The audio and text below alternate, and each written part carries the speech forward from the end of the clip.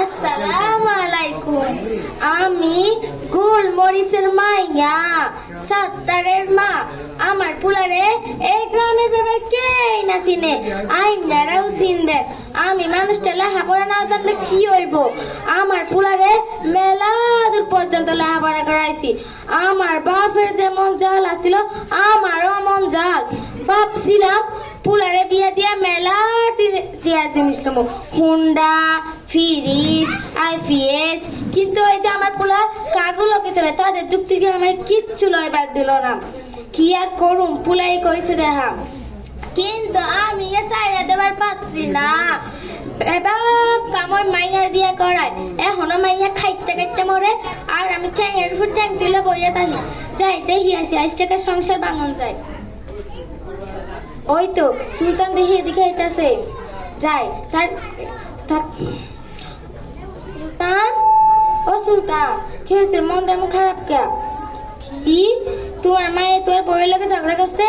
C C C, এক কান কথা কই সুলতান, কিছু মনে করো না। তোমার মা না মানুষটা জন্মের খারাপ। যাই তোমার মার একটু বুঝাই। ওই তো সুলতান আমার পুকুর বাইরে বইয়া বইয়া কান্দাছে। যাই কাটাই একটু নুনের চিটা দিয়ে আহি। কি সুলতান মা বইয়া বইয়া কান্দো কা? কি তোমার পুলার বই তোমার লোকে ঝগড়া করছে? সি সি, এক কান কথা কই সুলতানের মা, কিছু মনে করো না। তোমার মা, তুমি না আজকালকার পুলারা না অমনি, কি মা না কি করে পুলাটার লইকা, কিন্তু বিয়ার পর খালি বই আসল ধরে করে। এটাই আজকাল পুলাকে স্বভাব। যাই বাড়ির যাই, এখন বাইক গেলে চলবো না, সুলতানের বউয়ের কাছে যাওয়া লাগবো। বউ, ও বউ, বাড়িতে আসো নি? কি হয়েছে? মন করে বেয়ে কান্দো কা? বুঝছি মা, তোমার কষ্টটা বুঝছি। তুমি পারবো হাওড়ি তোমার লাগে ঝগড়া আছে, তাই তো? তোমার হাওড়ি মাসে সবসময় মনে, তোমার একটা আমি বুদ্ধি শিখাই দিই। তুমি না বাপের বাড়িতে বই থাকো, দেখবে তোমার হাওড়ি এমন ঠাট্টা লাগান সোজা হয়ে যাবো। যাই তোমার নিজের কাইয়া তোমাকে আর কত যুক্তি দিমু। ওই তো আমার সাতটা দেখে এদিকে আইতাছে। পুলাটা অনেক দিন ধরে কইছিল তালি বাজাবেন, আমি যাই নাই। যাই তো তালি দেখে ঘুরে আহি।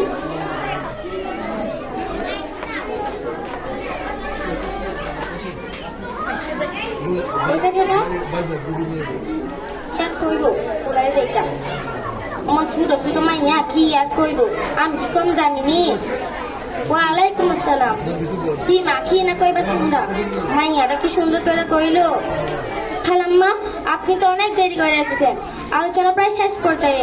সূরা হুমাজায় আল্লাহ তাআলা বলেছেন যে ধ্বংস এমন প্রত্যেক ব্যক্তির জন্য যারা লোকদেরকে সামনে থেকে ধিক্কার দেয় এবং পিছনে নিন্দা করে বেড়ায়, তাদের জন্য রয়েছে লেলিহান অগ্নিশিখা।